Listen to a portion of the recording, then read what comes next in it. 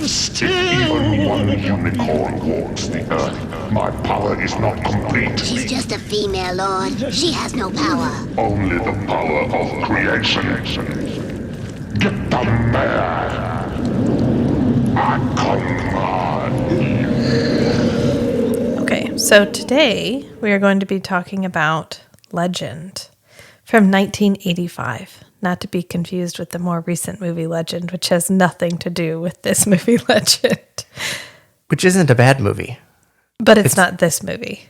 Yeah. Tom Hardy does a good job playing twins. Right, but we're talking about the one with Tom Cruise in a miniskirt. The other Tom. So you would vividly remember Tom Cruise in a miniskirt. If you don't remember Tom Cruise in a miniskirt, you watched the wrong Legend. Go back. Try again. Welcome back, friends. Welcome back, friends. We don't have any business to cover. I really just want to get into talking about Legend because we've done quite a bit of research. Yeah, research on this one, and I have a lot to say. So I feel like we should just leap into it. So, hi, I'm Rachel. And I'm Matt. Welcome to the Strange and Beautiful Book Club.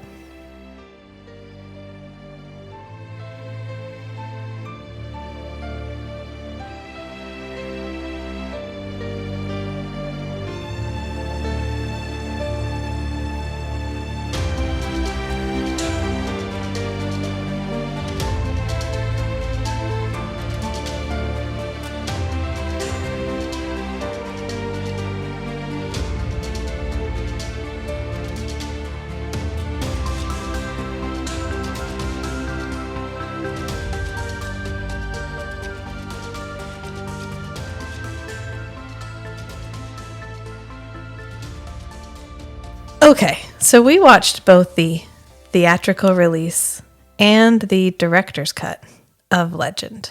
Which was interesting because growing up, I always watched the theatrical version because that's what was at Blockbuster. Rachel had no memory of the theatrical version and has only seen the director's cut Yes. up to this point. In fact, I bought like a DVD edition of this, and it was like the ultimate edition. And it had both the director's cut and the theatrical release. But being the purist I am, I always feel like the director knows what's best. So if there's a director's cut, I'll watch that one.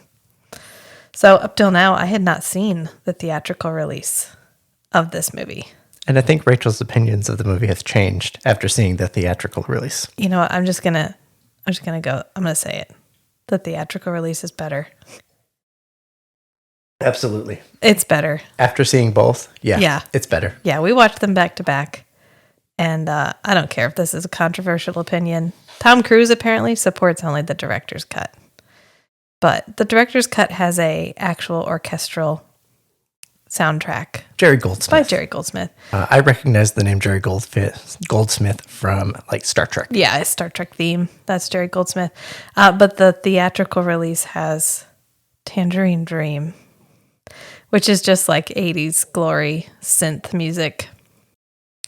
Turns out Tangerine Dream has done quite a few filmed soundtracks, including one of my favorite vampire movies of all time, Near Dark.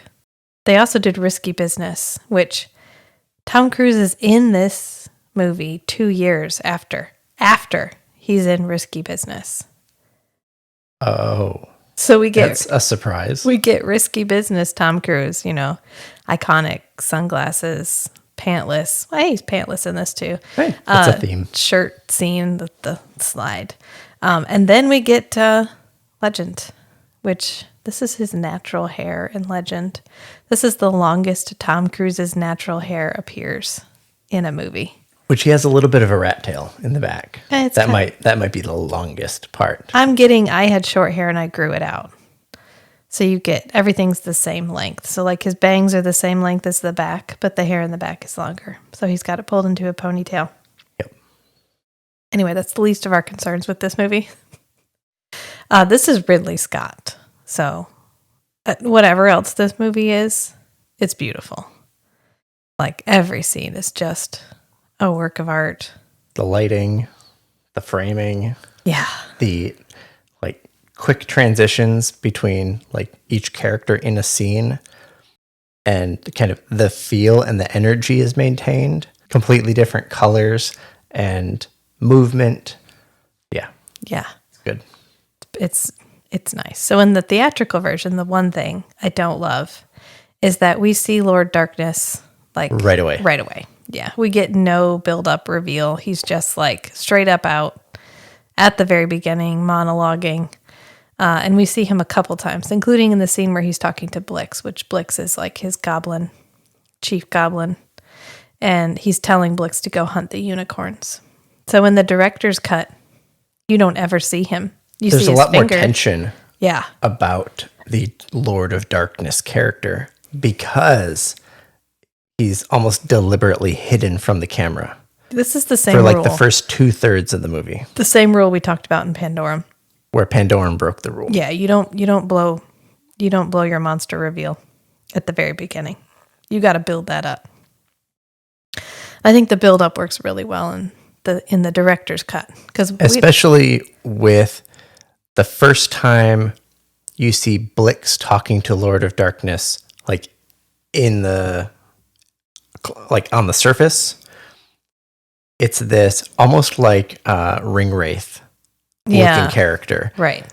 And so you don't even know what Lord of Darkness is supposed to look like. Yes, Because you just see this like shrouded shape and no horns. correct. So it's like this is just some ethereal shape that he summoned up just to communicate with Blix. Right, and it makes him feel more omnipresent because you don't have a face for him. You don't have a face for him for like an hour. Literally, the first time we see Darkness is when he comes out of the mirror. Right. Yeah, and so that's our big reveal, and that is impactful when he is saved until that scene. But it's all right. I mean, the theatrical release throws him in there early. He's got cool glow-in-the-dark nails. His entire body is a different color. Yeah, he's like dark. And then He's like black. his nails and his eyes are glow-in-the-dark. Although,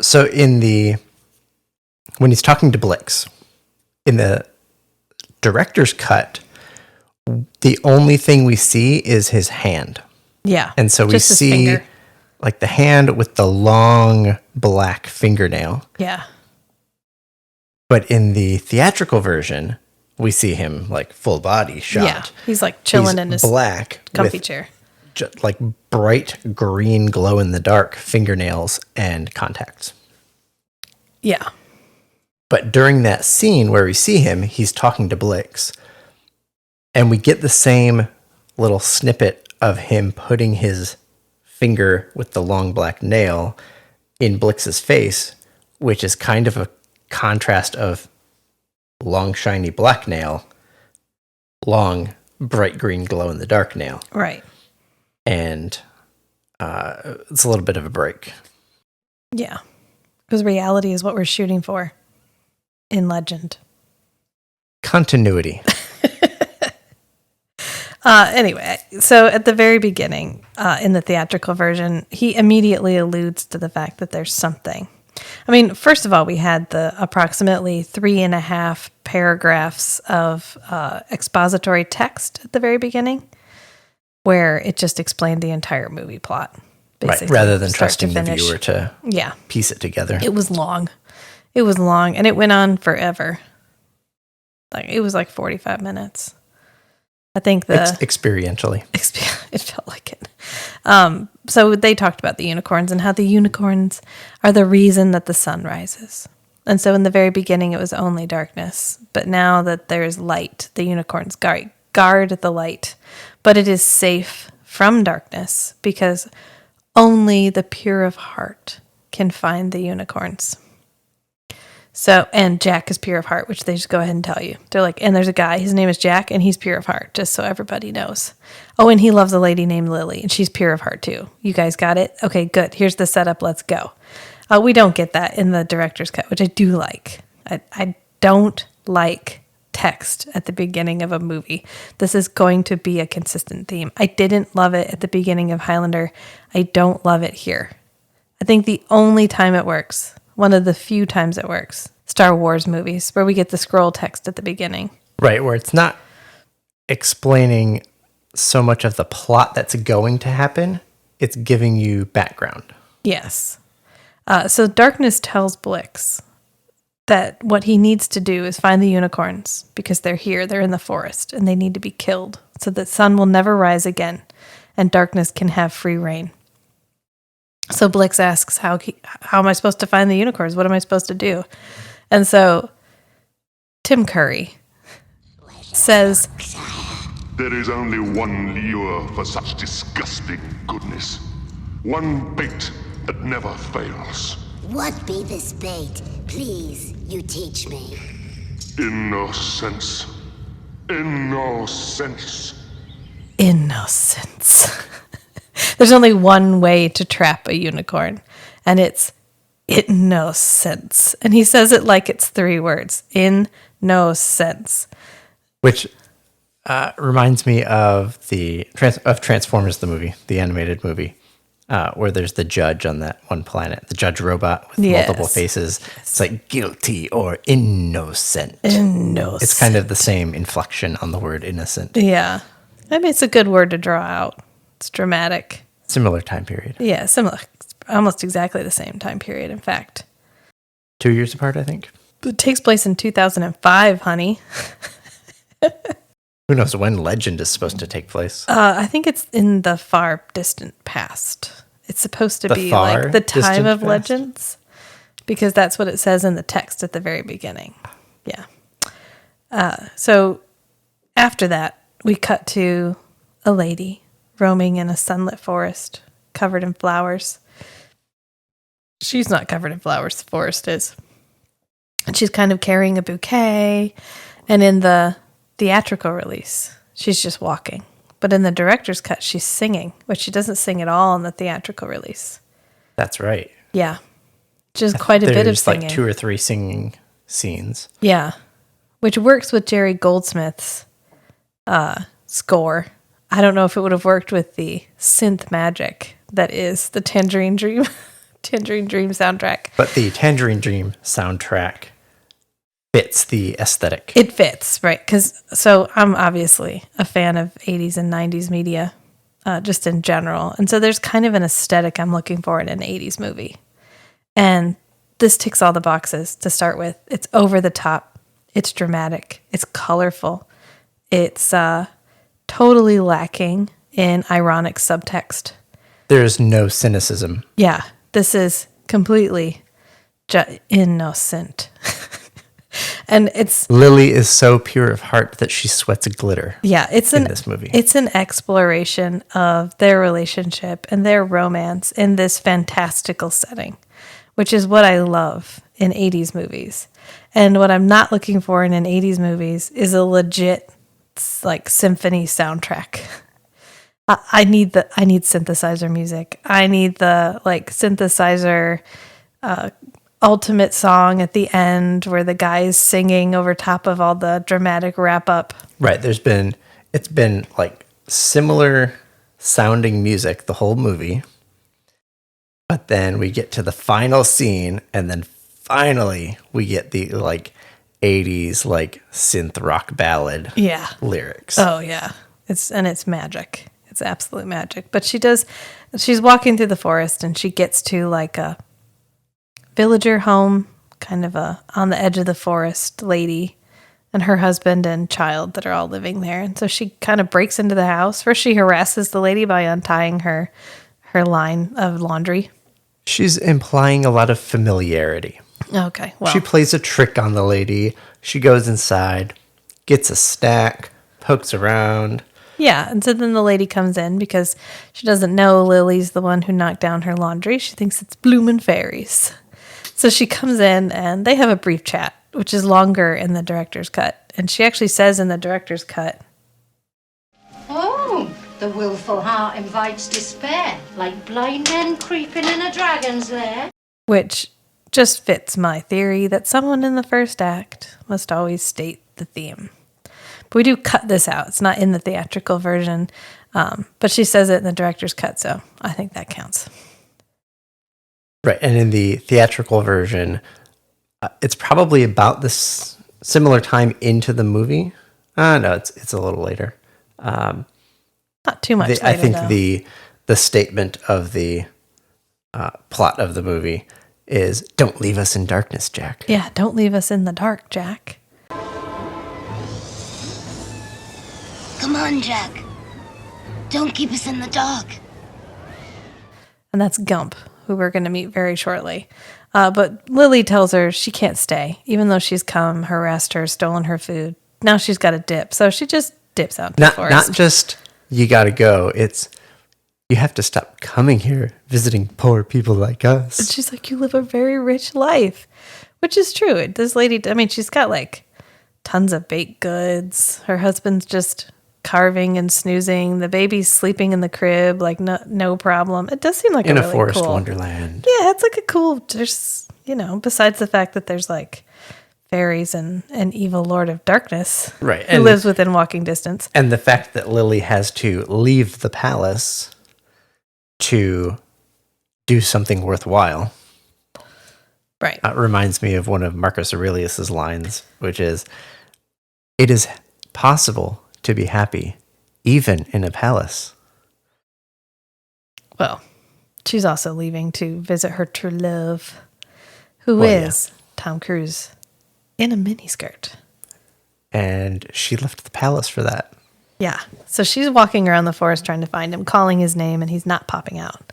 And then he like drops out of a tree and into a crouch. Well, in this scene, I feel like it was more emphasized in the theatrical version, where the goblins, Lord Darkness's henchmen, are kind of in the forest at the same time as Lily. They're following Lily. Yeah. Yeah. Because she's innocent. Innocent. Exactly. But she meets up with Jack and he falls out of a tree into like a crouch. She like screams, which I can only imagine is because Tom Cruise in a miniskirt just fell out in front of her in like a wide leg crouch stance.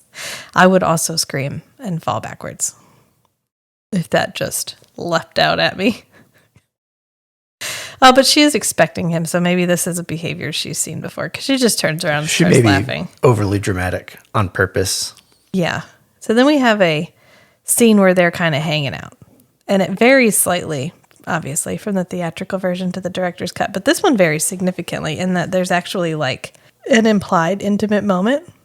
We get him laying her down in the grass. They kiss. We get a little kissy as he's kissy. laying her down in the grass, and then we fade to black. And then we fade back up, and she's playing with a sparrow. A sparrow, that's right. Yeah. Whistling at it. Right, she's talking to the sparrow. And then in the director's cut, she says, "Teach me how to speak to the rabbits. Or, teach me rabbit." And he won't do it.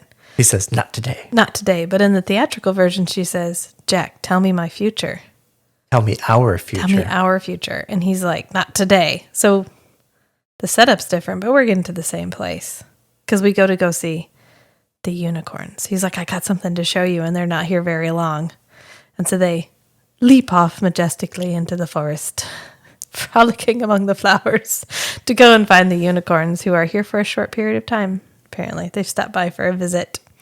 And they sound like whales. Like they literally used humpback whales for the sound of the unicorns. Yeah, so it's overlaid with the music as the like slow-mo horses with things glued on. Frolic in the stream. Frolic across the stream. Yeah.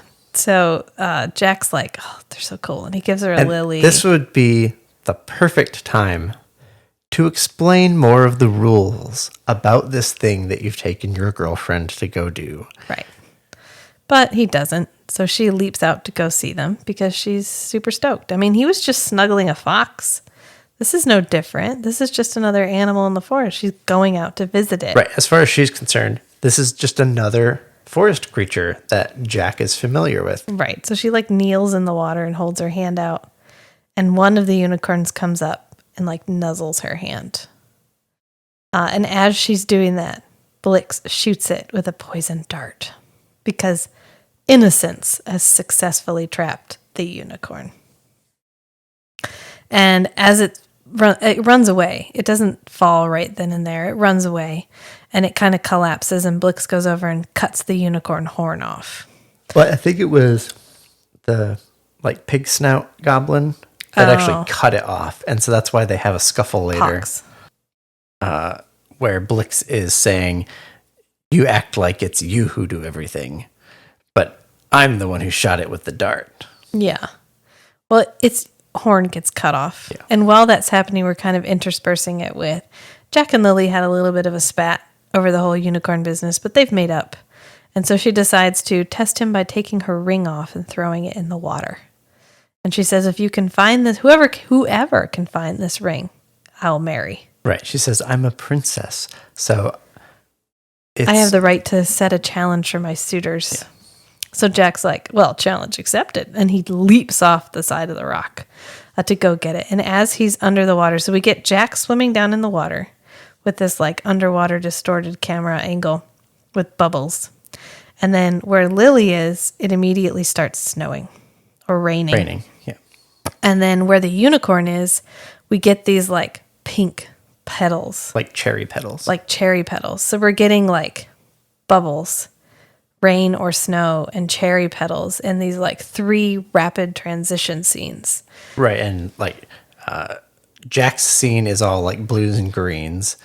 And then Lily's scene is, it's almost like shades of black. And it's just, hers has a much more dark sense. Yeah. And then the unicorn is just this clean white unicorn with these pink, cherry blossom petals flowing around. And you're kind of flashing back and forth in between the 3 scenes. And it creates this really consistent energy where we get all 3 scenes, which are happening concurrently, timeline-wise, and we're snapping between them, and we're generating the same kind of frantic energy in each scene by keeping this like large amount of like movement in each scene. Right, and you have Jack making like blah, blah, blah, blah noises because he's underwater, and Lily's just straight up screaming for Jack, and then the unicorn is, horse screaming. Yeah. Yeah. Unicorn screaming. So it's like angry whale noises. Yeah. Yeah.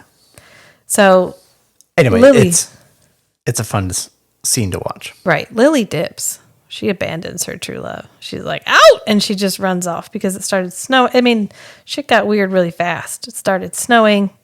Something had happened. Jack had just been yelling at her about how she shouldn't have touched the unicorn. She doesn't know what's going to happen. And now something dramatic has happened. So she runs all the way back to the lady's cottage. Right. She's a princess. She doesn't need to put up with this. Right. And in the meantime, Jack tries to surface, but the surface of the water is frozen. Bonk. Bonk. So we go straight from this like 3 high energy scenes to Jack can't get out of the water. The unicorn has collapsed and isn't getting back up. And Lily fleeing. So we go from like frantic to chaotic to like frightening. All just with these rapid fire transitions. And it's so well done. And it just creates this super pivot in the movie where we go from this like sunbathed forest, fantasy, fairy tale to, oh no, something horrific has happened. And it's just such a nice turn, a nice tonal shift for us with this like very series well of scenes. Executed. Yeah, really well executed. But she goes back to the cottage, and everyone's frozen. Lily is frozen. The baby, which is like a Cabbage Patch doll, is frozen. It looks like a baby doll. It's not like a frozen baby. A lot of the effects here would be. You wouldn't notice them, right? On like a CRT screen. Yeah, in a non-HD cut, Right. non-HD, an analog unrestored. film, Yeah, the edges kind of blur together, just that little bit to cover up the details, like the Kurgan's neck in the church scene in Highlander. Like in the HD version, you can tell this is a kind of sloppily applied prosthetic. The on his edges neck. of the prosthetic are super visible. Right. But at the time on the film and the you wouldn't CRT have seen version, it was blended together. Yeah. But she has a little bit of plot in the cabin where she gets to the cabin, they're all frozen, but then the goblins show up. And so she hides in the attic. And the goblins, for some reason, just like spend a few minutes like lighting things on fire with the unicorn horn. I don't know. It's mainly it's to make sure that Lily connects with these goblins because she spends the next several scenes chasing them through the forest. And I think it's also a demonstration that the unicorn's power is in their horn. Right. Lily is chasing the goblins through the forest. And Jack... Following? Pursuing. Tracking. She's reconnoitering. Yes. And Jack has broken his way out of the water and somehow survived this sudden blizzard which froze Nell. Nell. Nell and her family are all froze frozen Nell, in place. but didn't freeze him even though he's wearing no pants. But he does build a fire and fall asleep next to it, which is absolutely the safest thing to do in a blizzard. And he's like covered in snow and it's like drifting up on him. And I noted to Rachel when he bursts out of the ice, it reminds me of multiple scenes from 80s movies where there's a character just kind of screaming into like the weather. The weather, yeah. Which happens a couple more times in this movie too. Right. Well, you got to shout into the wind. It's not dramatic if you're not shouting into the wind. You just can't just walk outside and shout willy-nilly. There has to be like a tornado or a rainstorm or lightning, and then you shout, obviously. Yeah. Anyway, so now he's in front of the fire that he built and collapsed. Yes, and then somebody shows up, and it is not Frankie Muniz. You might think this is Frankie Muniz, but this is not Frankie Muniz. Because he was like 1 when this movie came out. Maybe he was the baby in the crib. I don't know. But it does look disturbingly like him. But this is Gump. And Gump is kind of a chaotic. Honey something Gump? This is Honeythorn Gump and his band of misfit fairies. Elves. Yes. Honeythorn and the rest are elves. And then Una, which is a like very small light on the end of a fishing line. Do you think she was like an LED? No, they would have been like $10,000. Yeah, LEDs were larger and very expensive. Anyway, she's a tiny light on the end of a fishing line, which the fishing line is clearly visible in most scenes, which again, it wouldn't have been in a non-HD version of this. But she's like the tiny little pixie. Yeah. And it's thing. Honeythorn Gump. The notable characters that are going to pop up here are Honeythorn Gump, Brown Tom, and Screwball. So in the theatrical version, this scene is... Oh no, in the director's cut, this scene is long. It is a little long. Almost creepy. It's creepy. Gump ends up coming off as like... The almost like evil, mischievous disturbing. Fairy. Yes. Disturbing is a good way to describe the like first introduction to Gump. Right. And like he asks Jack a riddle, and when Jack knows the answer, there's like a 2 to 3 minute long scene of Gump screams into the weather, screaming, thrashing on the ground, breaking his violin. Yeah, he smashes his instrument on the ground, and then he lays on the ground and has like a seizure. And he's screaming. And it really sets up Gump as kind of a disturbingly chaotic creature that has chosen to assist Jack, but who might at any moment turn on him. Whereas in the theatrical version, it's far more friendly. He's just like, oh, you did it for love? Well, hot damn, get out the wine. Let's drink to it. That changes things. So Brown Tom gets out his little bottle of wine that's underneath his hat. And they pour a acorn shell full of elderberry wine. This was a formative scene from my childhood. The like pulling a bottle out from the hat, and especially that shape of the bottle, is something that has always stuck in my memory. It's burned in your mind. Yeah. I always wondered about the smallness of the acorn, like the acorn cups. It's real strong stuff. Apparently, because the bottle's quite tiny. but he spills a bunch like as he's pouring it. Right. It doesn't- Because it's got a really bad spout. yeah. But anyway, again, that's probably something you wouldn't have seen in non-HD. But they sort of bond.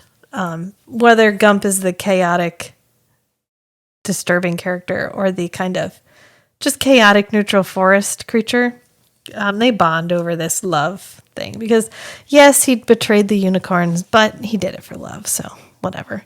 So they go to find the unicorn, and Jack walks up to the unicorn after they find him, which it's the stallion. And it's been established Jack can speak to all the creatures in the forest. Yes, and so it's the male unicorn that has been injured or currently dead. It's had a critical piece of its anatomy chopped off. Right, it's a singular horn. So it's laying down under this tree. And Jack walks up, and the mare shows up. And she apparently communicates with Jack. She like looks at him and he looks back at her and he like walks back over to Gump. And Gump's like, what's going on? And Jack's like, we're cursed. Is there not we can do? We must get the alicorn back.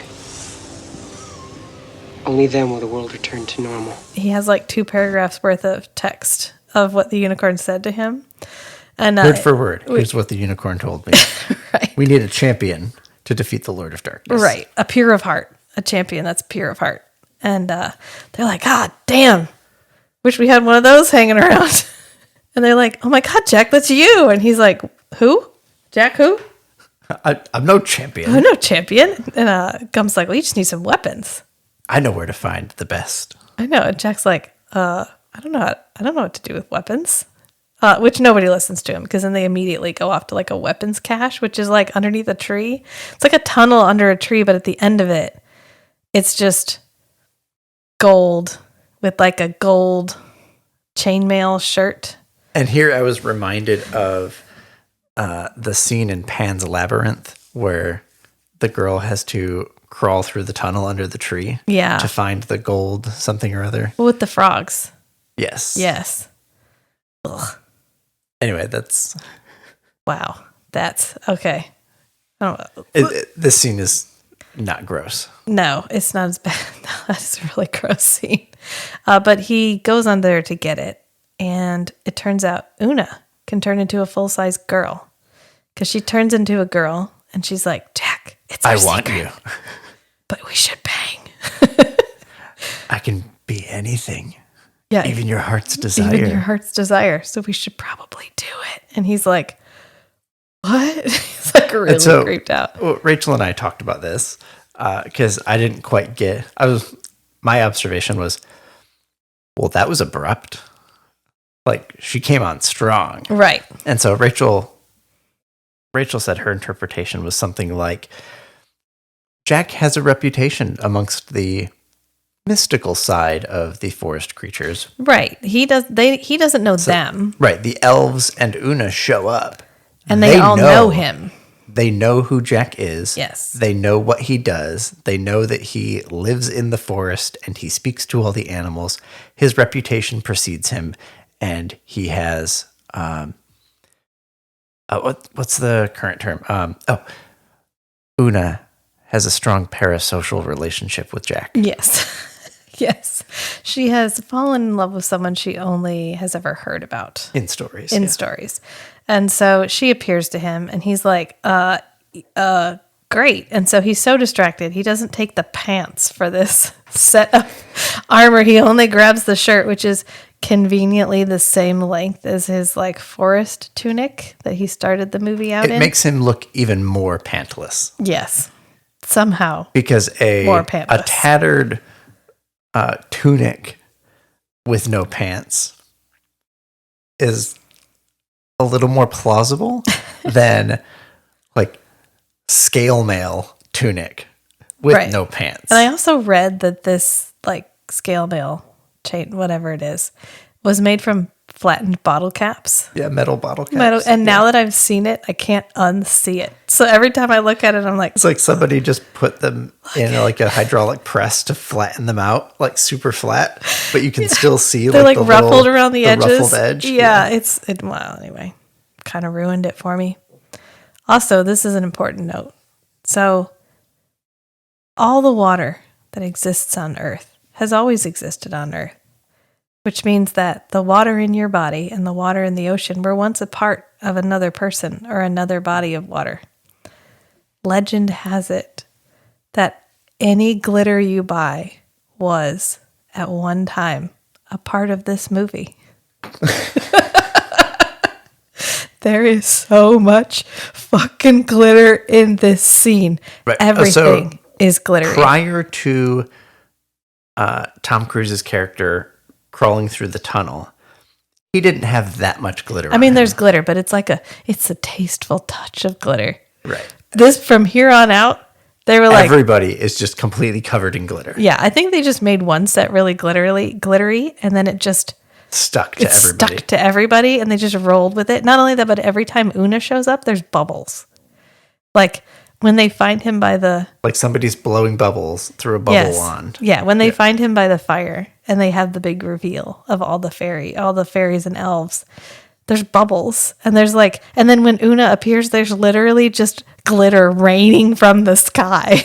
So They probably had multiple takes of that scene. Yeah. And that's probably why Tom Cruise was like his face and everything was he just looks like covered a disco in glitter. ball. He is so glittery. And the armor is glittery. There's a book in the background that's like open on like a pedestal and it's glittery. Everything is glittery. There is so much glitter. It's ridiculous. Just ridiculous. So anyway, think about that next time you're at the craft store and you buy glitter. Remember, This was recovered from the cleanup crew of the movie Legend. this was once a part of Legend, and now it's a part of your life too. But after they go and get this armor tunic, scale mail, whatever we're going to call it from here on out, we get a thing with Lily. And Lily is watching the three goblins, which are like Pox, Blunder, and Blix. And they're all hanging out, playing with the alicorn, or the unicorn's horn, which they call an alicorn. And darkness shows up. He like pops up out of the background and he's like floating with like streamers. Well, there's prior to that, Blix is demonstrating the use of the magic in the horn and speaking in rhyme. Obviously. And the character Blix is played by a female actress. Yes. And I think the like just whole goblin face and mannerisms and like claws and everything, the whole package combined with like someone who looks like a trained dancer, just moving like super gracefully, gesturing very emphatically with this wand is a very makes it feel otherworldly to have this like disgusting creature, to have this disgusting looking creature moving super gracefully. Yes. It's well done. Picking a woman to play that character was really well done. Yes. But so she's kind of dancing around. Flourishing. They are flourishing the alicorn. And darkness pops up out of the back. And Pock's like, oh, Blix. And so Blix, who has very good situational awareness. Yeah, tosses the horn. It's like, oh shit. Just drops it. Yeah. Like, and so chucks Blunder it picks it up and Blunder's like, you're not the boss of me anymore, Mr. Darkness. And so a like mummy stands up, picks up Blunder. Blunder drops the horn, and then he jumps off a precipice with Blunder. I didn't mean it. No! Have you no sense of humor? Adios, amigo! And that's all the last we see of Blunder Lord for a little Darkness while. is a necromancer. Lord Darkness is whatever Lord Darkness wants to be. He's Tim Curry. He just showed up with a special set of skills, and they just filmed it. So she sees all this. Lily sees all this. And Darkness has quite a few lines about how, hey, you killed both unicorns, right, guys? And they're like, oh yeah, absolutely. Totally. Oh, yeah. Oh, my God, we got them. We got them so good. And Lies! He's like, lies! The sun rises.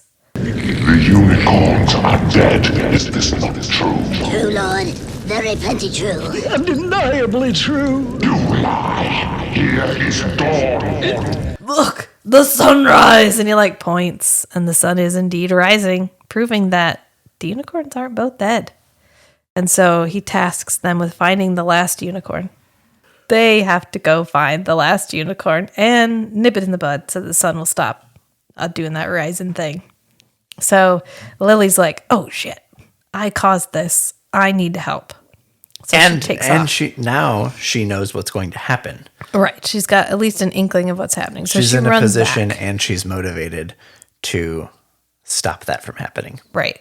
And Brown Tom, who's been left to guard the unicorns while everybody else went off to go find some quote unquote armor, she runs up to Brown Tom and she's like, listen. And he's like, whoa. This is all your fault. I'm not going to listen to you. And she's like, oh my God, would you listen to me? I'm trying to tell you they're coming for the unicorn. And he's like, oh shit, they're coming for the unicorn? And so immediately they show up behind her. And so she runs around the unicorn and is trying to get the mayor to You leave. get the sense that he's the wrong person to be guarding the unicorn. Well, he does but then do he some, deftly wields this pan. Yeah. And just blocks arrows. He does some projectile blocking. He's a monk. He's a monk, yeah. Yeah. Deflect arrows. He deflects arrows with his pan, magic pan. But then he gets shot in the head and he falls backwards. Yeah, he gets shot. The arrow sticks in his hat. He falls backwards. Yeah. And then there's like a POV scene where they're holding a net and walking towards Lily and the unicorn. And then we cut back to Brown Tom. So and in he's the laying director's in the snow. cut, there's a lot more dialogue in between the goblins catching Lily and the unicorn and the elves showing up. The elves and Tom Cruise showing up at where Brown Tom is. Yeah. And so it feels like a lot of time has passed. It's like, oh, there's no way. Like, they've been gone. Brown Tom's just been passed out on the ground. In the theatrical version, it's literally cut. Yeah. The elves show up. Yeah. And so it's like, oh, he's been like laying on the ground for like 30 seconds instead of hours. But he is like frosty and he's got some snow drifted up on him. And so they're like, oh no, Brown Tom. Yeah, but it almost feels like for the amount of time, that should feel like it's passed, they didn't convey that as well in the theatrical version. Yeah. Well, it's a whole like 30 minutes shorter. So Right. we lost a lot between the theatrical version and the director's cut. But he is like frosty. And they walk up to him and they're like, oh no, Brown Tom. He's like, oh, they killed you too. What are you talking about? What are you talking about? And so they pick his hat up. And of course, it only hit the wine bottle and broke the wine bottle. And he's like, oh, they cut me where it hurts. And then Tom Cruise picks him up to ask him a question and then shoves his head back down into the broken glass. Yes. Because he says something about Lily and he's like, Lily? And he lifts him up and he's like, yeah, but they grabbed her and the mayor. And he's like, and he throws him back down in the broken glass. And you can hear the crunch. Yeah.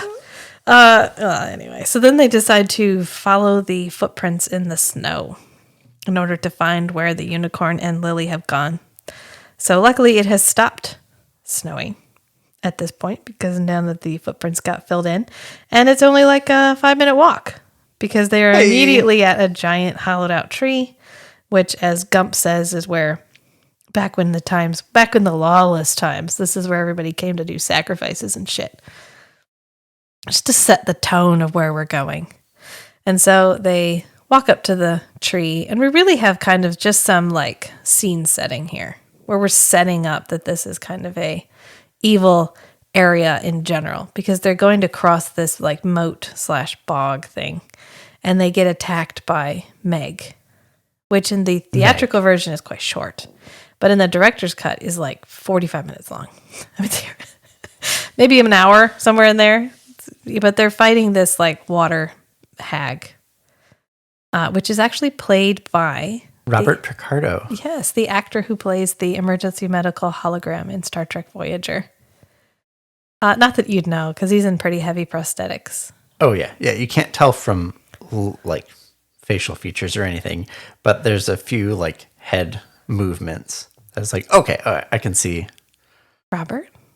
Is that you? I can see him through the makeup. I know. So Tom Cruise dispatches Meg, and they head into the tree. And they immediately fall into a prison cell. Like they're in there all of 30 seconds before they fall. Like a rock falls out from underneath them.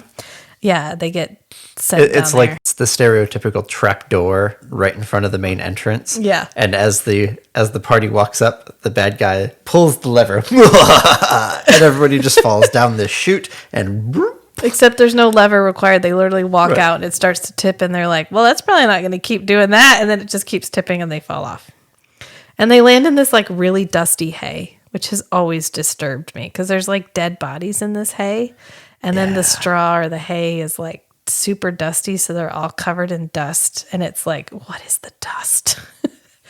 It's old glitter. Oh, yeah. It's where glitter goes to die. I believe it. But also in this dungeon is Blunder.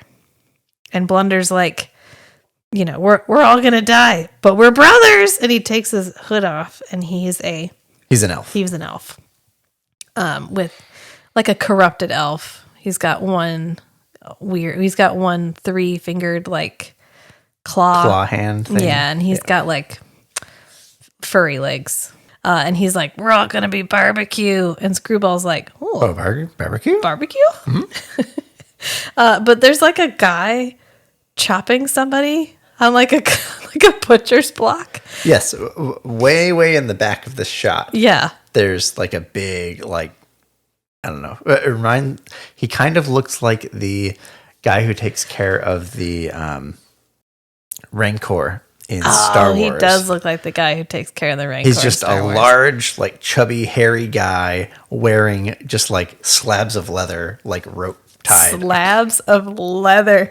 That's the most disgusting description, but accurate. So accurate for this just outfit. tied together with rough rope around his body. And so he's this slab of leather wearing hairy man in the back with like a big sword knife thing. Cleaver, just like slamming it down on this body. And every time he slams down, the whole body kind of jerks upward. Yeah, like it's still alive. Like he's carving this guy up alive. And he's carving this guy up alive forever. Like half an hour. Yeah, in the theatrical version, he's doing it right at the beginning. Like it sets the tone at the beginning, watching this guy get hacked up. Like a 5-second shot from this scene. Yes. But at the very beginning of the movie. Yeah. So, which that's literally days.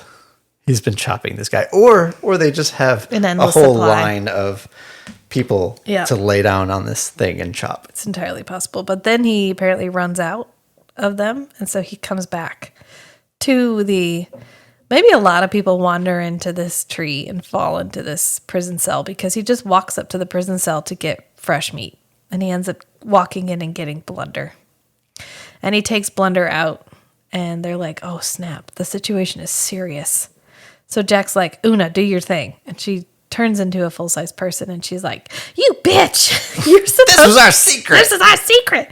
And he's like, well, okay, but your secret was going to get us all killed. So I can keep your secret dead or I can spill the beans alive. And she's like, fine, then kiss me. So I'll do what you ask if you kiss me. So he gives a little peck on the cheek. Yeah, he pecks her on the cheek and she's like, no, that's not what I want. And so then she pulls out the big guns. Yeah, she turns into Lily. And he's like, she almost got him. I think I will. And then he's like, nope, not Lily, can't do it. Which in the director's cut, it's kind of like, like there wasn't that much sexual tension between Jack and Lily in the director's cut. Because we didn't have the implied intimate moment at the beginning. Right. Whereas in the theatrical version, like they meet up and then there's kissing and laying down in the forest and with the fade to black and everything. And so it's like, oh, so this feels like this might happen. Okay, he's actually like attracted to her in that way. Exactly. And so it's a little more convincing that he's almost caught by it. Right. So she has this cool line about fairies' hearts. Care I for human hearts, soft and spiritless as porridge. A fairy's heart beats fierce and free. So apparently she lives up to the fact that they are fierce and free because she's wildly pissed off that he refused to kiss her. But she does go get the keys and frees them. And in the director's cut, she shuts the door in his face just as one last, we aren't friends anymore, Jack. But in the director's cut, or in the theatrical release, we don't do that. She just lets everybody out. She's kind of an incel.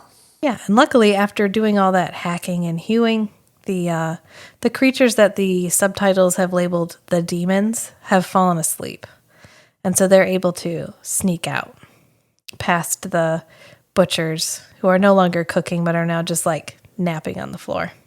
It's hard work. It's hard work cutting up all them people, or the same person, for a long time. And meanwhile, Lily is in the castle somehow. And she's like running around looking for warmth or an escape route or whatever. Okay, so the goblins grabbed the unicorn, but did they grab Lily? Or Yes. did Lily escape? Yeah, in the director's cut, there's a scene where she's standing with the unicorn, like they caught them together. And yes, I then remember she's that. running around. But in the theatrical version, she's just running around. But it's So implied she must they were have caught slipped together. away while they were busy tying up the unicorn. Yeah. And they were kind of like, whatever. Where's she going to go? There's What's so she many gonna do? dangerous things in this castle. Yeah, she's Something will probably get just her. going to die. So she's running around. Her dress is much the worse for wear. Like, she's lost a sleeve. Somehow it's got torn all the way up to her waist in one part. So she's got this long slit down the front. But this is Mia Sara. And I am okay with all of these costume choices because this is peak Mia Sara. This is like Ferris Bueller Mia Sara. She does a good job in this role. But as she's running around, she does run into like a giant room with a big blazing bonfire. And she can't help but stand creepily in Almost front like of it. she was drawn to this Almost room. like she was drawn to it. And Una follows her. Yes, Una, who is the MVP of the Jack party, Pissed off at Jack. but still goes and finds Lily. She sees the girl that Jack loves and thinks, oh, I love Jack too. This person's important to Jack. Maybe if I help Jack with this girl, he'll like me. Yeah.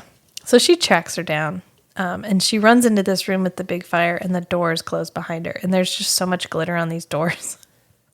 You thought So you were safe from the glitter. Even in Lord Darkness's palace, everything is black and brown, but it's glittery But it's black glittery. and brown. There's a part where there's like the fire is burning and the smoke is like It's getting rolling across drawn the ground and into the fire. fireplace. And then there's a thing in the foreground. It's his throne. His throne is leaking glitter goo.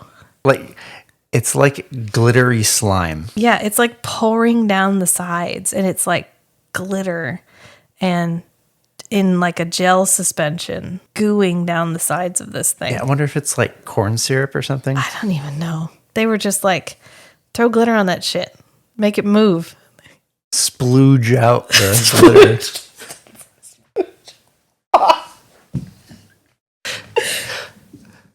I have to come up with interesting words to just break Rachel out of her shell. Splooge. Ah, don't say that. Oh, anyway. Splooge. Stop it. So Lily, back to Lily, is standing in front of the fire. And Ragged, yeah, tired, darkness is paranoid. Darkness is like, I think she's kind of hot. And there's a disembodied voice, which he keeps referring to as father. That's before she comes into this room. Right. And he's talking to father, whoever father is. And father is, in essence, Father Knight. like, woo her, win her. And in the theatrical version, seduce her. Seduce her. Yeah. It's a creepier voice in the theatrical version. In the director's cut, it's far more like I just demonstrated. Father, I hold the world in my grasp, and yet this girl distracts me. It has been an eternity since I felt such desire. What am I to do? She fascinates you because her soul is pure. I'll take her then. Fool! You must woo her. She remembers the world as it was. So tempt her. Win her. Make her one of us. So in Make her one this, of that us. conversation happens while she's running around and Una's kind of following her. Right. And so that's why I said it's all like she was drawn to this room. Right. She gets to this room. Because and, he's decided yeah. he And needs Lily. We know Darkness is like into Lily right now. And he's trying to get her on his side.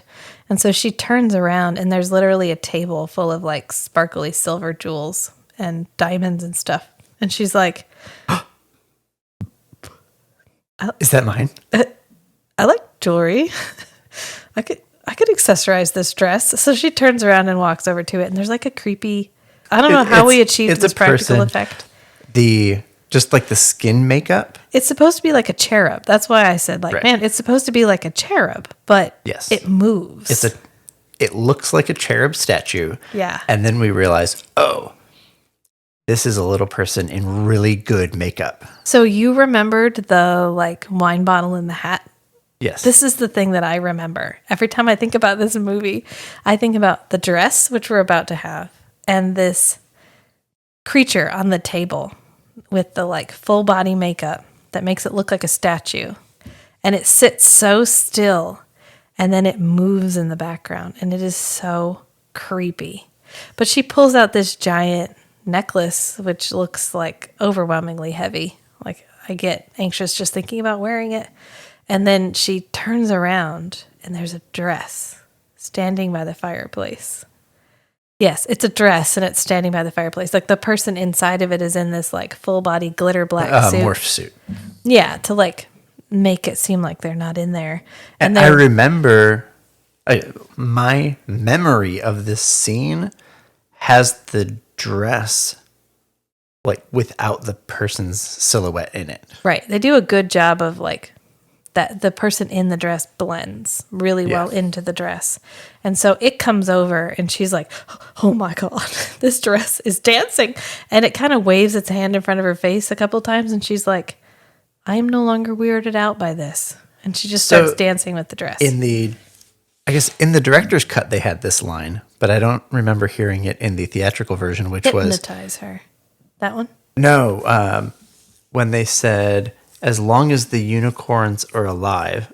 I think this is Jack talking to Lily. He's like, as long as the unicorns are alive, darkness cannot touch the pure of heart. Yes. And so Lily is in this room, and she's starting to be like entranced by the jewels and things.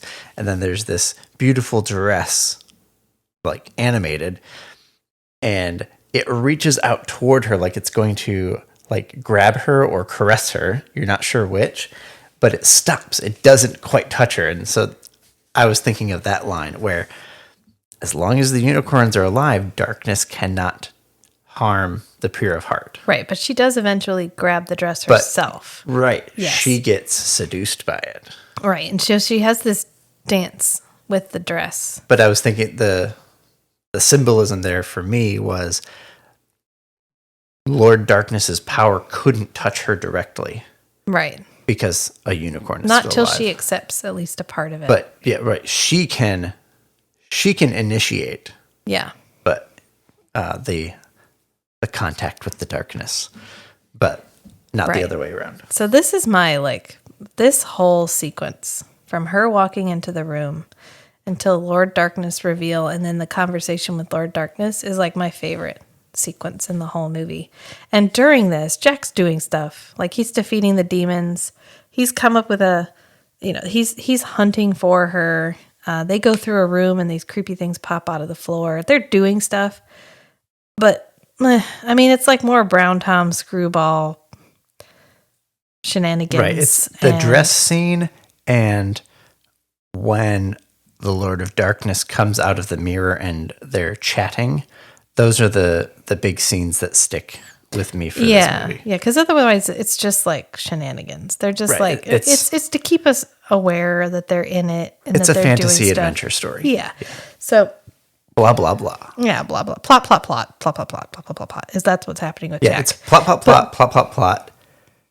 Beautiful, striking Yes. film, Dress scene. film scene. Yeah. So she dances with the dress as she twirls. One of the moments where she's twirling, she like backs up and beckons the dress to her, and it does this like chest thrust, like walking towards her part. And then when she grabs it this time, they become Right. She one. almost like steps into it. Yes. And they cut it really well. Yeah. So she's now wearing the Wearing the dress. dress. Yeah. Yeah. And so this dress at first looks taped, but there is actually a sheer panel right across the front that gives you that illusion of almost a completely open front between her Right. Like, décolletage. so we pick awards. Just ridiculous I don't know, awards. those are for at the this. end. Well, hold on. I was going to say, initially, my award was going to be like the largest distance between the top of a collar and the bottom of the neckline. Yes, it's because quite this dress open has this in the front. huge collar, and the neckline goes all the way down like below her belly button. I'm going to say this right here. Why don't I see more cosplay of this dress? That's a good question. Yeah. I want to see some of those phenomenal cosplayers take this dress and do something fabulous with it. Like update the makeup even, because the makeup's fine. It's great. But I want to see what we can do with it with like today's like over the top makeup trends. And then this dress is just it's so perfect for this part in the movie. So she's spinning and dancing, continuing the dance, even though now she's not dancing with anyone. She is kind of merged with this dark dress. And she ends in front of a mirror, and she turns and sees herself. And just as she sees herself, something comes out of the mirror. And this is why I love that in the director's cut, this is our first glimpse of darkness. Up until now, we've heard his voice. We've seen him through the stuff that he's done, but we haven't seen Right. We're him. almost 3/4 of the way into the movie, and this is the first time we see him. And this reveal is fucking iconic. He like merges out of the mirror and into real life. Like his hand comes out, and then we get a hoof come out and step on the ground, and then his horns come out. And as soon as he's like revealed in his full darkness glory, she passes out. And so he goes over and he kneels in front of her, and we get this wide shot where she's on the one side and he's kneeling in front of her, and he has this long cape flowing behind him. Billowing. Yeah, we get just enough wind to like lift the cape. And it is, when I think about movie scenes that I love, this is a scene that I think about because it's so well framed and it's so well lit. And it's so well done, and especially in the scene, in the cut where we haven't seen him before. This is our first reveal of this over-the-top, dramatic, just impactful makeup on Tim Curry, and it is so well done. And he moves in it so well, which he's wearing like, I think like almost 2-foot extensions on his legs. Yeah, it made him like 7 feet tall. It was so, like a lot of animals, it looks like their knee is reversed, but it's actually, you're actually looking at their ankle. And so there's a bunch of different like monster costume stuff where you put an extension on your foot, and then your ankle looks like the animal ankle where it looks like a reversed knee. But he moves so well in it. Yes, because he's Tim Curry. He probably just, that was in his closet. He brought it in. It's like Henry Cavill just wore the Witcher armor. Yeah. Just day in, like 24 hours a day for weeks. So he like lived in it. So he could move very naturally in it. Right. And so I was like, did Tim Curry wear like these feet prosthetic things like long enough so that he could move naturally? I wouldn't put it past him. I wouldn't be surprised. But then we get a scene where she's at the table with him and he's just trying to get her to sit down so they can have a conversation. And he's like, tell me what you're thinking. I value your thoughts. All I wish is for you to sit and talk with me. Sit. Here. Yes. Please. I prefer to stand. Silence! Or stand. As you wish. It is enough that we are alone together. And he's literally just trying to have a conversation He's trying with her. to make a connection. And she keeps rebuffing him. And finally he's like, "Ah!" And he like crushes stuff on the table. And then he does like a, hang on, I am so sorry. I lost it for a minute there. So I didn't remember this line from the director's cut where the like giant goblet fills up with wine and she picks it up. Like, okay, like fine, I'll play your game a little bit. And he's like, yes. And then she's like, she throws it down and says, I do nothing for your pleasure. and he just flips his shit. Yeah.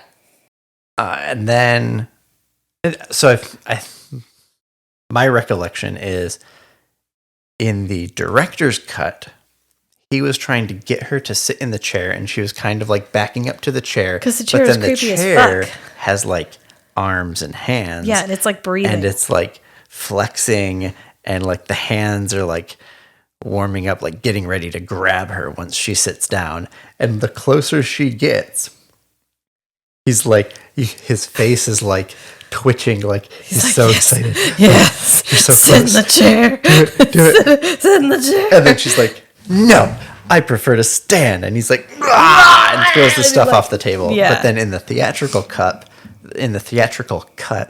it's this gigantic wine goblet scene, and she's picking it up, and he gets the face twitchy, like, yeah, yeah, do it. Oh yeah, just like that.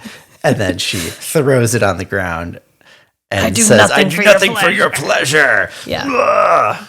Knocks all the stuff off the table. He's trying, but it's probably been a while. He hasn't been on the dating scene. There's not a whole bunch of lady darknesses out there. And he's finally got this girl that he's like, which she's hot. It's very reminiscent of Beast in Beauty and the Beast. Yeah. Trying to hold his manners together. Yes. To convince this girl to like him. He's as old as time. He's older than time. Literally, he has existed before light. And now he's trying to court this girl who's, like 16? Right. And so he reacts just like any immortal being would to this 16-year-old girl who's like, no, I don't want to do it. I do nothing for your pleasure. And he's like, oh, God, why do I like you so much? And she's like, you know what, actually, I want to be the one that kills the unicorn. So he starts getting like really aggressive. Yeah, he starts like stalking towards her. He starts stalking towards her. He hunches, he kind of rolls his back, leans his head forward, so his horns are pointing at her, and you get the sense that he's like leading bull. up, like a bull getting ready to charge. And then she's like, shit, I may have gone a little bit too far here. And let me walk it back. I hear a throat waiting to be cut. And he's like, you're still in this? I was getting totally mixed signals, but now I'm like, yeah, let's do this. That he was in, yeah. What he heard was, we can bang later. And he was all in. Yeah. He's already super horny. It was worth it for that incredulous look. So after that, meanwhile, anyway, during this conversation, relevant to this conversation, is he says, I am the Lord of Darkness. I require the solace of the shadows and the dark of the night. Sunshine is my destroyer. All this shall change. Thus revealing to everyone that sunlight is his weakness. And so Jack and Gump and Una are all listening at the door. Well, before you go any further, just like the delayed monster reveal, where the theatrical cut just threw it right at you at the beginning. In this case, the theatrical cut also gave you his weakness literally before any film scenes show up. Right. They're just like, hey guys, you want to know how to destroy darkness? We're going to go ahead and tell you. But don't worry, we'll remind you later. It's fine. Yeah. And then in this one, they're like, oh, hey, we'll wait. And so this is our first time that he's like, darkness is my element and sunlight is my destroyer. But in Tim Curry voice, which is way better than mine. And so they're like, oh God, did you hear that, guys? I think sunlight will kill him. And so Jack remembers at the very beginning when Lily like holds up her locket and like reflects shows the sun some in his sunlight eyes. in his face. And he's like, oh, I have an idea. So then they go back and confront. They are getting a bunch of plates, like oversized back to plates. the kitchen. Yeah, from the kitchen. Which I don't know why we have these giant plates, but luckily we do. And so they're like, I'm wondering them down. if it's almost like a caricature to emphasize how small the elves are. Oh, it's possible. In comparison to the demons. Yeah. Yeah. Because we have only Gump and the other goofy guys throwing these plates around. Screwball and Brown Tom. That's what I said. Right. And which they're like throwing them like frisbees at each other, and they're catching There's like them. The sleeping demons in the kitchen right there. Yeah, and it's like whoop, whoop, whoop, whoop, whoop, whoop, whoop, as it flies past. Right, as they go whoop, whoop, whoop, like yeah, because they're like really thin and really big, and so they're making like a flexing metal sound, and then but they're catching them, which Matt and I were both like, how many takes did they have to do to be able to throw those and catch those like that? So we only see probably like 5 or 6 successful throws and catches, but there's like 30 of these things behind them. Right. But so I think that's how many takes it was. Eventually, Screwball falls into the giant pile. Yeah. And so they wake up the demons and they have to fight them, which fight, plot, plot, plot. They end up knocking over a big pot of stew, which... On one of them. And boils them alive. Yeah, and puts out the fire, which they then immediately walk into the fire pit to look up the chimney, and it's not hot at all, even though this giant roaring fire has been going this entire time. And they're like, oh, I know what we need to do. Oh, this is when the inspirational synth music starts playing. The inspirational Tangerine Dream soundtrack starts playing, and we get just like the hint of what will be our power ballad at the end. And they look up and see the sun, and he's like, I got it. And so Screwball volunteers to climb. I don't know why they're like, yeah, Screwball's got this. It's fine. There's absolutely no way he can fuck this up. He's just got to climb a chimney. So he starts climbing, and they're arranging the plates so that they'll be able to transfer. Kind of like that scene from The Mummy when they drop down and they're in the mummification room. Yeah, they're reflecting. They have these dishes. Yeah. Like reflective mirrors. Right. To project the light, bounce the light through all the rooms. Right. Yeah. So that's what they're working on. And meanwhile, Lily and Darkness have made their way to where the remaining unicorn is waiting. And Darkness is monologuing. Tonight, the sun sets forever. There shall never be another dawn. Like a lot. Really well. I mean, if he just killed the unicorn, if he just fucking killed the unicorn and dipped on the whole speechifying part, unicorn would have been dead. There would have been no more sunlight and the bad guys would have won. But oh no, he's got to go. Like he's got to pontificate for a little while here before we can go ahead and kill the unicorn, which is what he's doing. Well, he is so caught up with Lily, he doesn't even know Jack and the elves are there. Right. He's totally focused on this new love affair. Plus, he's darkness. He's eternal. He's the evil that lives in all men's hearts. Right. What could some mortals? Yeah, what does he have to him? fear from Brown Tom and Screwball? He's not worried about this at all. So he's pontificating, and he's got like a cloak on, and it's blowing in the wind, and he's like gesturing with the alicorn and whatever. Meanwhile, they're doing the plates, and they get the last plate in place just as the doors start to swing shut on the chamber where And so Darkness Gump and Lily and are. Jack run into the room as the doors shut. Then they kind of climb up over this pile of rocks, which was originally supposed to be rotting bodies. And so it kind of looks like it's like bodies and rocks all kind of put together. And so they climb up there and they see Lily. And Jack just goes, Lily? Lily. Jack, judge her with your heart, not your eyes. And Gump says, Judge her with your heart, not with your eyes, Jack. Which in like 2 seconds. and then like 5 seconds later, Yeah. Gump's like, she's one of them. She's one of them, She's Jack. going to do it, Jack. Kill her! So clearly, he judged with his eyes. You better listen to your own advice there, Mr. Gump. So, anyway, Lily is standing there, and Darkness is going to give her the honor of killing the last unicorn. So he gives her this sword, and she's raising it over her head, and Jack is like... Jack is pointing the arrow at Lily, and then Darkness, Lily, Darkness, Lily, Darkness. And he's like, I trust you, Lily. I'll always trust you. Right. So then he shoots Darkness in the neck, which his neck muscles are so beefy. They like deflect the arrow. So from here on out, the fletching kind of goes in one side, and then the point is coming out at a completely different angle, like a 90-degree angle Right. in the front, which is, I don't know if this is intentional or if it's literally just worse than vampire makeup. They couldn't even get the arrow to look straight through his neck. But anyway, some plot. We do a little bit of fighting. Lily frees the unicorn. The unicorn runs off. She twists as she swings the sword down and cuts the chain. And he like bitch slaps her.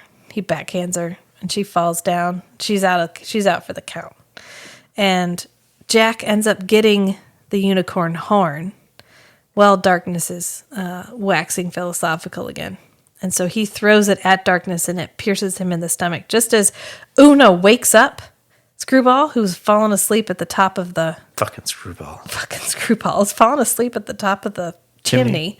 And so they together stand the plate up and reflect the sunlight down the chimney, around all the bends. And blum, blum, blum, blum, blum, blum, blum. The light bounces all around. Right, and it literally explodes Blows the the doors. doors. Yes, and it knocks Darkness towards the void. Right, yeah, there's this, like, narrowing tunnel to, like, an open window into the eternal void. Right, which is just out the back of the tree. It's like outer space. Yeah, it's the void. Anyway, I don't know how that works logistically, but it's fairy tale, so it does. So he is in this like hallway to the void, and he's caught himself. Which in the theatrical version, he's just talking, and he has his hands on either side, and he keeps like slipping, little bit by little bit. But in the director's cut, he like picks one hand up and gestures, which doesn't make sense. Even though he's barely holding on. Even though he's by his barely claws. holding on. Yeah. Anyway, so after a little bit of, you can't kill me. I'm inside you. I live in your heart. You can't have light without darkness. You can't have good without evil. Jack is finally like, please just shut up. And he cuts Darkness's hand off. And he drops the horn and then flies off into the void. And explodes into like 5 stars. Yeah. So Gump is like, time to fulfill your promise, Jack. Which I don't remember Jack making a promise, but apparently it was to give the horn back to the elves. So he gives the horn back to Gump. Gump goes off. He picks up Lily, and Gump is like, oh yeah, she's under a really bad spell. Like, this is your riddle to solve. This is your riddle. You got to figure this shit out. I got nothing. And Jack's like, oh, I know what to do. So he puts her back in her dress, because when we go back, she's dressed back in her dress. But it's whole again, and her hair's redone. anyways, he lays her down in the grass and he like jumps off because he's got to get that ring. So I thought this was the sequence of the scenes felt out of order because there's Jack and Lily in the forest where Jack is recovering the ring to wake up Lily. And then there's Gump sticking the unicorn's horn back on. Yeah. In the like blizzardy storm. Well, the like pedal storm, which is where the unicorn is. Oh, there's snow. There's snow blowing around as he's putting it back on. But Jack dives into the pool and it's like summer again. And Lily's laying in like spring grass. Yes. Yeah. And then it's after Jack dives into this summery forest pool that Gump puts the horn back on. Right. And I feel like the power ballad. It should have been put the horn back on. Well, in the director's cut, we don't even get a put the horn back on scene at all. Right. Both unicorns are just running Both around. unicorns are just better. Or just, they're better. They're fine. But in the theatrical version, I think they're just trying to cut. Yeah, cut. Kind of make it feel a little faster at the end. Yeah. So we get the unicorns better. Jack finds the ring. He puts it on Lily's finger and Lily wakes up. And they have a kiss scene here, which this is the same kiss scene we used at the beginning. It's the exact same kiss scene. Yeah. We recycled it. His hair's even wet in the beginning. The very first kiss scene, his hair's dry, and then the second part of the kiss scene, his hair's wet. Because we're recycling this part right here. Right. So after that, pretty much they just run off, turn around, wave, and then Gump and the unicorns and everybody are all there and they wave back. And we have like an 80s power ballad moment where there's dulcet 80s music playing. There's swelling chords. They're happily ever after. There's a sun is risen. And then Lord Darkness gets his final laugh. Half transparent overlay of him throwing his head back, laughing, and because there is no good without evil. There is no light. You cannot without destroy darkness. the darkness in the hearts of men. You can't destroy darkness. What evil lurks in the hearts of men? The shadow knows. Tim Curry knows.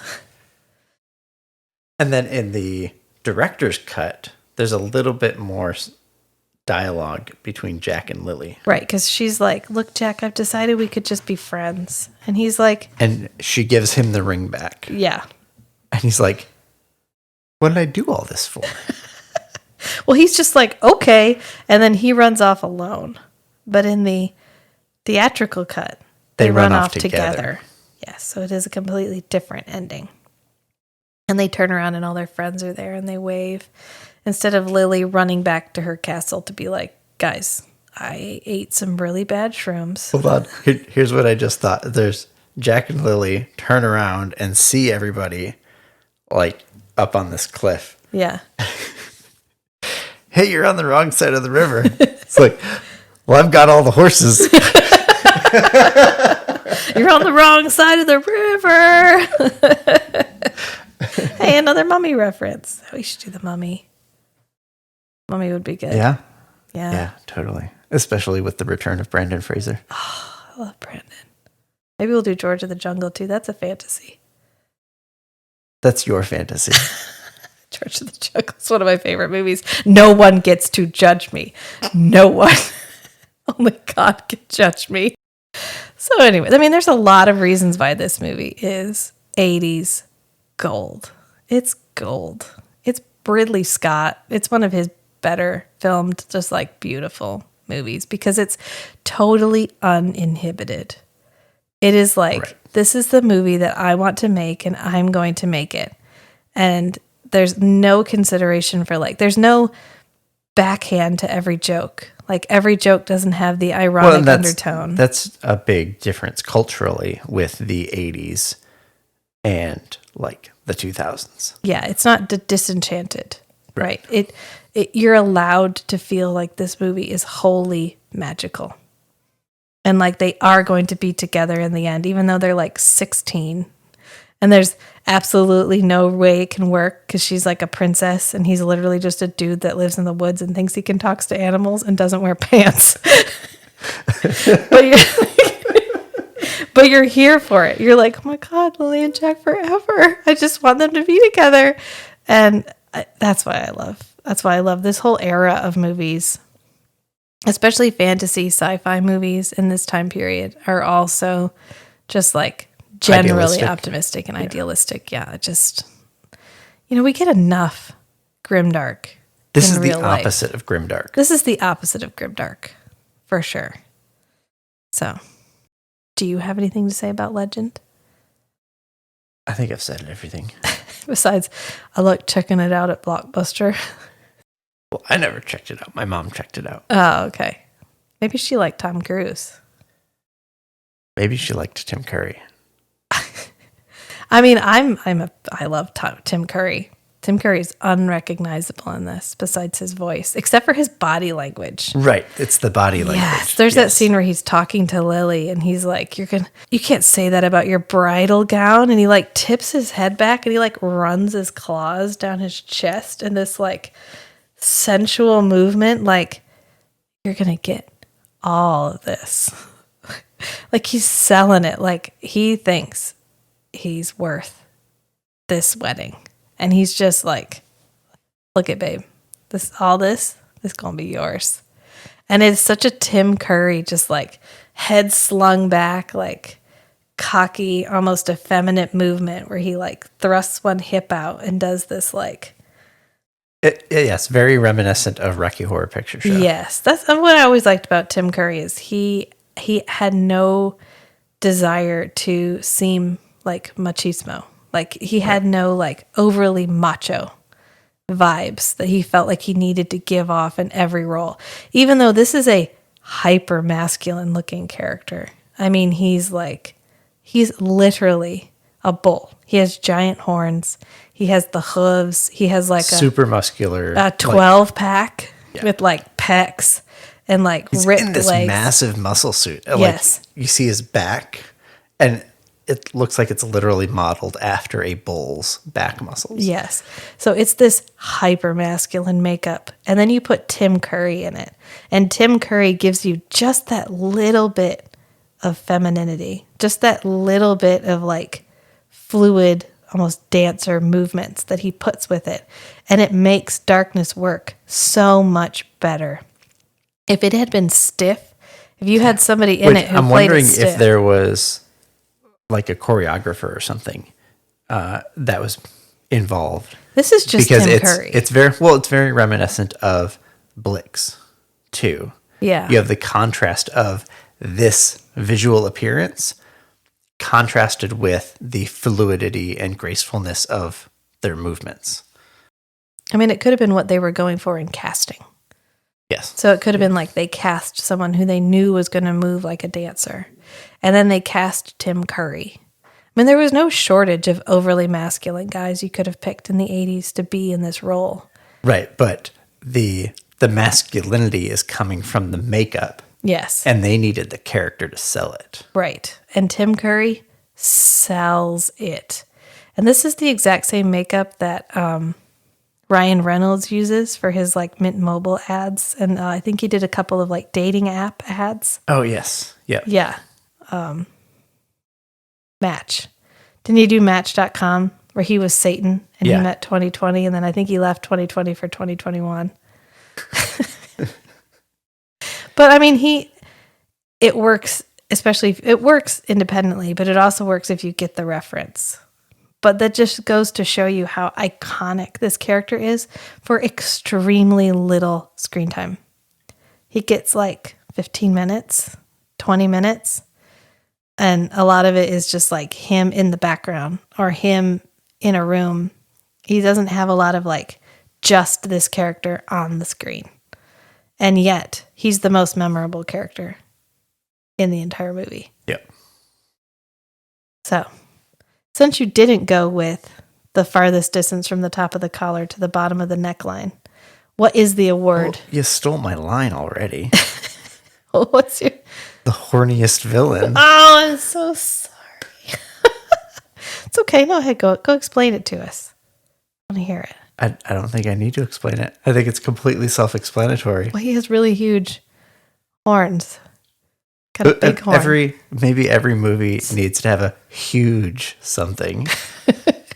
Well, he does have huge. He also has a huge codpiece.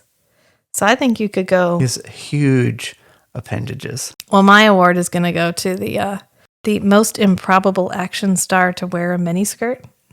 It's going to be Tom Cruise. I mean, it's not even like a miniskirt. It's like a clubbing dress that he's wearing because it's like right. It's super glittery. Gold. It's glittery. It's almost like a flapper dress. It terminates right at the like top of his thighs, and he is squatting. It's right at the bottom of his underwear. He is squatting constantly.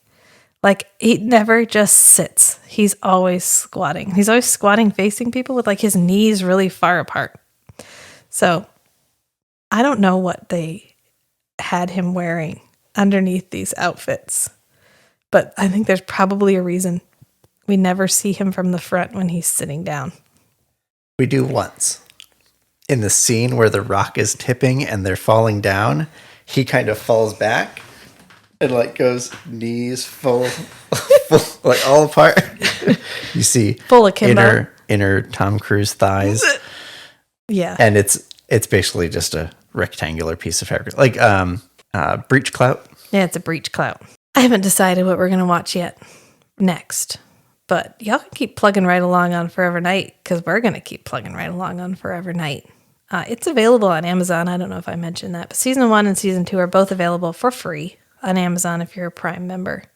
That's not a sponsorship. We don't get paid for that. I'm just telling you where you can watch it for essentially free. However, there is like a $20 DVD set you can buy. And it has Seasons 1, 2, and 3. Which 3 can be really tricky to find streaming. So I highly recommend you just purchase the DVD set if you have a disc player.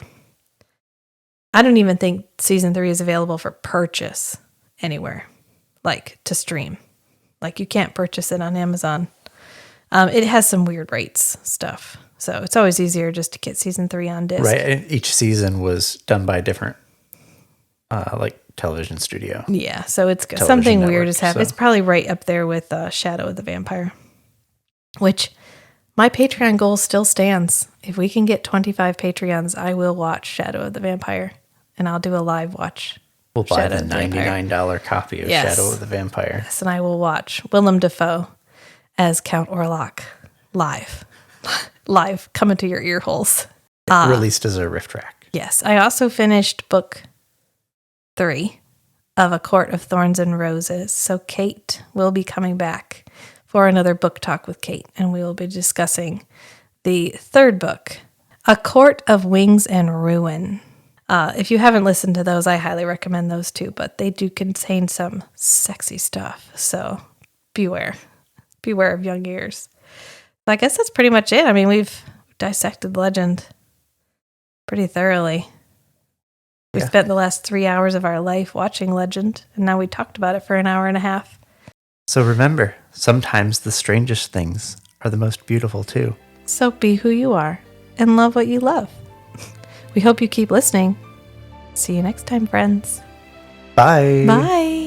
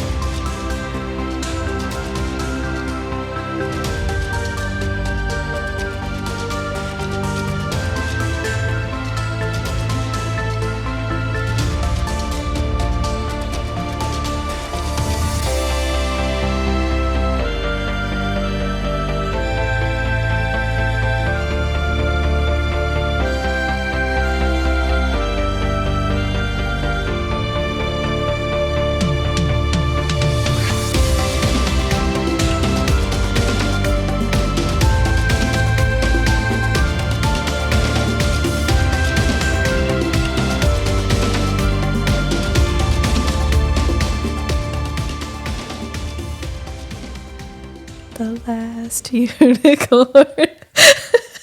I beat Matt to it. You want to sing it together?